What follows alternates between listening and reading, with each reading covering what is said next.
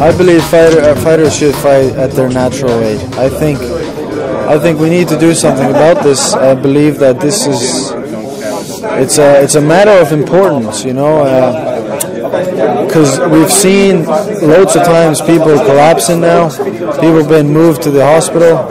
Even there's been a death in MMA from weight cutting, which I think, if that's not a wake-up call, then I don't know what is, you know. So if we can put it up in different ways, you know, like what's the point of two guys, let's say they're weighing almost the same, cutting down 10 kilos or whatever they cut, weigh in the day before, and then put it all back on to meet in the octagon. Like, what is the point? The point is obviously for one guy to be heavier than the other guy, and we're fighting at the best level, the highest level in the world.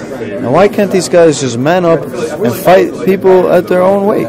You know, fight a guy that weighs the same as you, and people just fight in their own weight classes.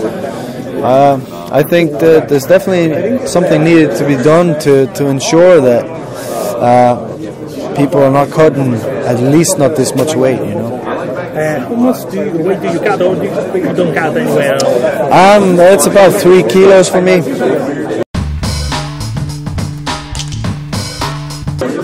This time you're fighting closer to your country. Like, is it much easier for you, much better for you to fight like in Europe instead of fighting like in the US, or having to do like a bigger trip?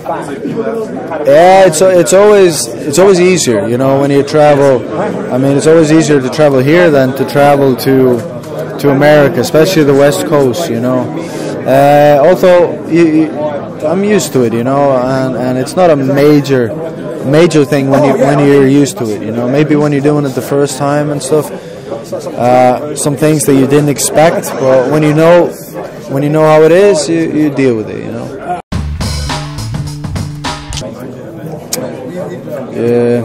It's hard to say that you're better than someone you haven't faced in a certain area, because there's a lot more than just the technical part, you know. There's a lot more than 1-2 and 1-2-3s, and there's so much more than you see, really. The footwork is a huge thing as well, and a lot of people they're used to watching fights. They obviously take the footwork into place and stuff like this, but there's also something that you just don't see at all, especially in jiu-jitsu. But I believe it's in striking as well, and fighting in general. It's the matching of the energies and the energy of people in front of you, that their sensitivity to what's going on and how to react, and the very fine art of timing.